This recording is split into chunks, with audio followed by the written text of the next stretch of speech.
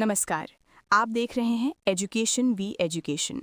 आज हम चर्चा करेंगे सीएपीएफ बिल 2026 की, जो भारत की आंतरिक सुरक्षा व्यवस्था में एक महत्वपूर्ण संरचनात्मक बदलाव ला सकता है। सबसे पहले ये समझना आवश्यक है कि सीएपीएफ अर्थात सेंट्रल आर्म्ड पुलिस फोर्सेस देश की सुरक्षा प्रणाली का एक अत्यंत महत्वपूर्ण हिस्सा हैं।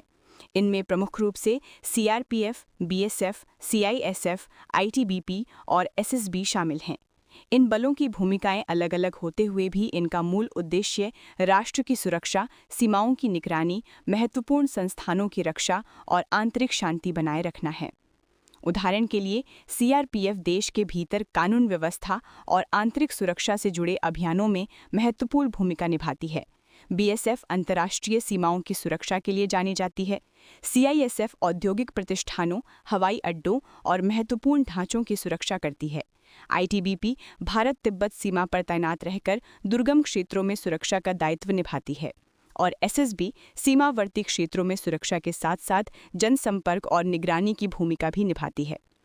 अब प्रश्न ये उठता है कि जब ये सभी बल इतने महत्वपूर्ण हैं, तो फिर सीएपीएफ बिल 2026 की आवश्यकता क्यों महसूस की गई? दरअसल अब तक इन विभिन्न बलों के लिए भर्ती, पदोन्नति, सेवा शर्तें और प्रशासनिक व्यवस्थाएं अलग अलग नियमों के तहत संचालित होती रही हैं। इस स्थिति के कारण कई बार समन्वय, प्रशासनिक स्पष्टता और नेतृत्व संरचना को लेकर चुनौतियां सामने आती रही हैं। सरकार का कहना है कि यदि इन सभी बलों के लिए एक समान विधिक ढांचा अर्थात सिंगल फ्रेमवर्क तैयार किया जाता है, तो इससे न केवल प्रशासनिक प्रक्रिया सरल होगी, बल्कि विभिन्न बलों के बीच तालमेल भी अधिक प्रभावी हो सकेगा। इसी उद्देश्य के साथ प्रस्तावित है सीएपीएफ बिल 2026। इस विधेयक के अंतर्गत भर्ती प्रक्रिया, पदोन्नति व्यवस्था, सेवा शर्तें, तैनाती से जुड़े मानक और उच्च प्रशासनिक संरचना को एक समान और संगठित ढांचे में लाने की बात कही जा रही है। पहली दृष्टि में ये एक प्रशासनिक सुधार जैसा प्रतीत होता है, लेकिन इस प्रस्ताव का एक पक्ष ऐसा भी है जिसने व्यापक चर्चा और विवाद को जन्म दिया है। विवाद का मुख्य विषय है वरिष्ठ पदों में आईपीएस अधिकारियों की भूमिका और आरक्षण संबंधी प्रस्ताव। माना जा रहा है कि इस विधेयक के तहत वरिष्ठ स्तर के कुछ महत्वपूर्ण पदों का एक बड़ा हिस्सा इंडियन पुलिस सर्विस अर्थात आईपीएस अधिकारियों के लिए सुरक्षित या आरक्षित किया जा सकता है। यहीं से बहस प्रारंभ होती है। सीएपीएफ के भीतर कार्यरत अनेक अधिकारियों का मत है कि यदि वरिष्ठ पदों पर बाहरी कैडर, विशेषकर आईपीएस अधिकारियों की नियुक्ति का दायरा बढ़ता है, तो सीएपीएफ के अपने कैडर अधिकारियों के लिए पदोन्नति के अवसर सीमित हो सकते हैं।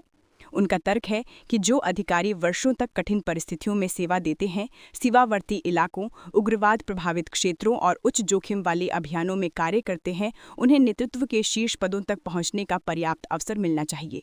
दूसरी ओर सरकार और इस प्रस्ताव के समर्थकों का कहना है कि आईपीएस अधिकारियों के पास व्यापक प्रशासनिक अनुभव, राज्य और केंद्र के बीच समन्वय का अनुभव और नीति स्तर पर निर्णय लेने की क्षमता होती है।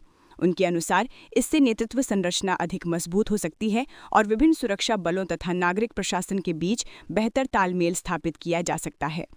इस प्रकार ये विषय केवल पदोन्नति का नहीं, बल्कि प्रतिनिधित्व, मनोबल, नेतृत्व और संस्थागत संतुलन का भी प्रश्न बन जाता है। यदि इस विधेयक को संतुलित ढंग से लागू किया जाता है, तो संभव है कि इससे प्रशासनिक दक्षता बढ़े, प्रक्रियाएं अधिक स्पष्ट हों और सुरक्षा बलों के बीच समन्वय मजबूत हो। किंतु यदि सीएपीएफ के अपने अधिकारियों की आशंकाओं को पर्याप्त महत्व नहीं दिया गया, तो इससे बलों के भीतर असंतोष, मनोबल में कमी और दीर्घकालीन संस्थागत तनाव की स्थिति भी उत्पन्न हो सकती है। यही कारण है दैट सीएपीएफ बिल 2026 केवल एक प्रशासनिक सुधार का प्रस्ताव नहीं, बल्कि एक ऐसा संवेदनशील विषय है जिसका सीधा प्रभाव भारत की आंतरिक सुरक्षा व्यवस्था, सुरक्षा बलों के मनोबल और नेतृत्व संरचना पर पड़ सकता है। अब देखना ये होगा कि सरकार इस विधेयक को किस रूप में अंतिम स्वरूप देती है और क्या इसमें सीएपीएफ अधिकारियों की चिंताओं को पर्याप्त स्थान मिलता है या नहीं। सबसे बड़ा प्रश्न यही है कि क्या सीएपीएफ बिल 2026 सुरक्षा तंत्र को अधिक मजबूत बनाएगा या फिर ये आंतरिक असंतोष को बढ़ाने वाला कदम सिद्ध होगा। इस विषय पर आपकी क्या राय है? आप अपने विचार हमें कमेंट के माध्यम से अवश्य भेजें। और ऐसे ही महत्वपूर्ण विषयों पर सरल और गहन जानकारी के लिए एजुकेशन वी एजुकेशन को सब्सक्राइब करना ना भूलें। नमस्कार, जय हिंद।